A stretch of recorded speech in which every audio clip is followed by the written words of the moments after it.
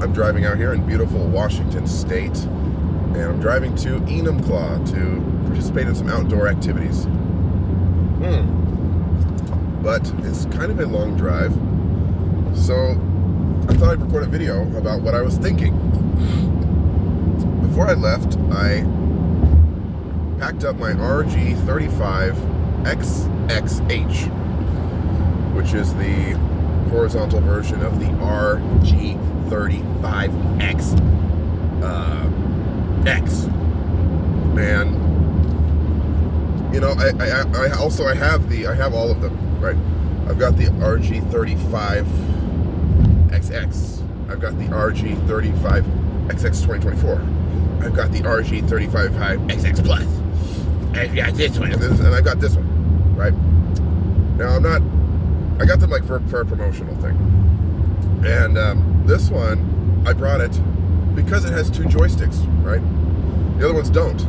But I was thinking, well, like what am I gonna do? Like, I thought, oh yeah, I brought it with the joysticks, you know, because what if I want to play some game? It's like, you know, you need the joysticks, and I imagine like the camera panning around. You know, you can walk, and there's usually with the camera you can look with the right one, and you can walk and move with the left joystick. And I started thinking, well, there's not really a lot of games that I would need to utilize that functionality on this thing. Sure, I could find some. There's plenty of first-person shooter style, third-person adventure games on the PlayStation 1 and on the Dreamcast that this thing could handle, as well as all of the other little consoles that are so consequential as those two. And then I started thinking about all the reviews that people make that I see about these things. I started thinking about how I didn't bring the vertical form factor, the one without the, sorry, we got a weird red light here, so I'm gonna go. The one without the joysticks, the one that's not horizontal. And people don't like that, you know, and how I didn't like that, how I wanted the horizontal version to bring it with me. And I think there's something critical that's being missed here with these devices. It's not intended, even though it can. I think even the purpose is being lost, perhaps even to the developers of these things. I'm not sure. I can't speak for them. But it seems like we're losing sight of what these things really are. If I had the rg35xx in my hands, it just looks like a Game Boy. In fact, they even have one that has the exact same color scheme. And it's got two more buttons on it. It's got buttons on the back. What you're holding in your hand, if you're having one of these, is not something that you should be playing Dreamcast games on, that you should be playing Nintendo 64 games on. Look at how it's designed. It's designed to be a Game Boy on crack and PCP, okay? Do the math. And that's enough. You know, people are like, it doesn't run. It won't run Doom Eternal, or, you know, or whatever. However their voice is going to sound. I think it would sound like that. Or like this. It doesn't even run Doom Eternal, you guys. You didn't even have a joystick on it. Like, imagine if somebody handed you a Game Boy like that in 2003 with every single Game Boy game, every single Game Boy Color game, every single Game Boy Advance game, every single Super Nintendo. I'm trying to think, what would happen if somebody handed me that?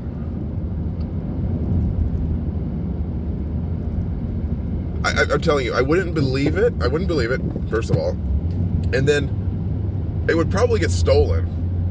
I mean, it would be like the Holy Grail. It would be like in the Smithsonian or something. If the world was just. Probably it would get stolen. It would go through, like, it would just be like, there'd be rioting. You know, there would be like, it would just be like an unholy thing. You know, how is that possible? People would be losing their fucking minds. Absolutely. But we're so not only spoiled, but misguided. We're like, hey, you know, it doesn't run Majora's Mask. Or it doesn't run Grand Theft Auto. That's not the point of the thing. It's a handheld console. You know, it's not a, I don't know, this is how I feel. It's the most badass, here's what happened today. I found, scrolling through the Game Boy Color games, which I never do, because I'm like, nobody wants to play Game Boy Color. Nobody does. Okay, so I was scrolling through it, and I found a game, clicked on a random game, and it was Space Invaders.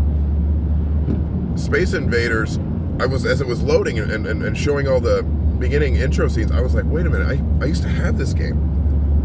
And I started playing it, and I realized I was having a fucking blast.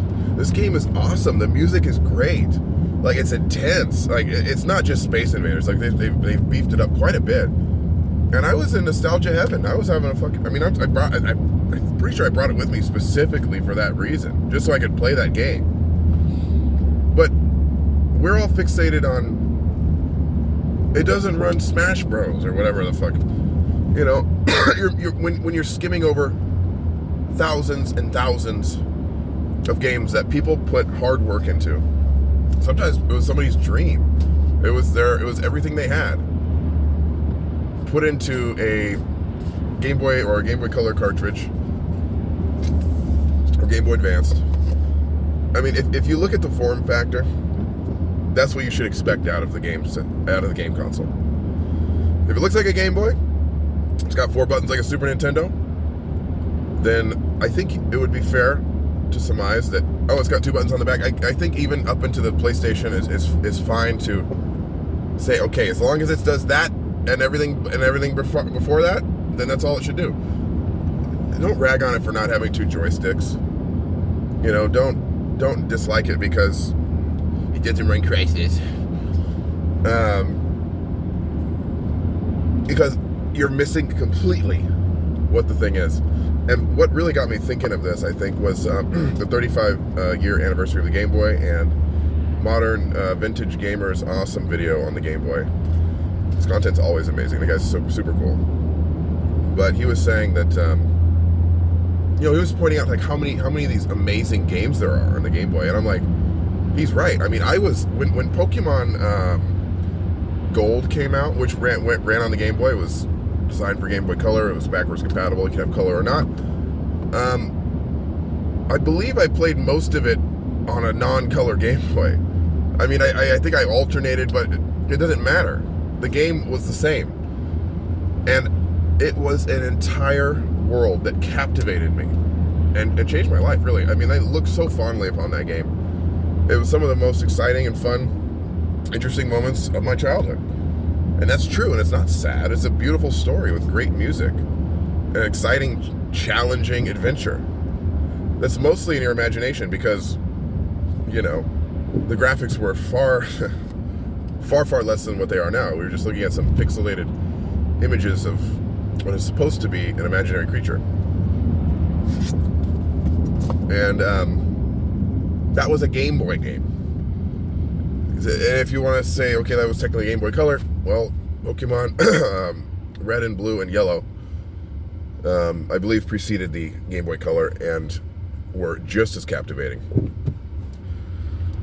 So yeah, that got me thinking about all of the amazing, I'm like, you know what, he's right. There's great games out there. There's got to be. So that's why I started scrolling through that Game Boy Color list. And I looked at my rg35xx plus. Wait, no, I looked at my rg35xx-H. A little different after that video. I'm not kidding. I looked at it and I was like, wow, this is actually like a badass Game Boy iteration. This is the Game Boy finalized. Like there is nowhere to go from here. It literally, especially the one that looks like a Game Boy. If you want the ultimate possible Game Boy style experience, including Super Nintendo, because it's got the 4 buttons, I think it's fair to say. Why not throw that in there too? Then you get any of them. You get the it doesn't matter if you get the one without Wi-Fi or without Bluetooth or without RetroArch. It doesn't matter.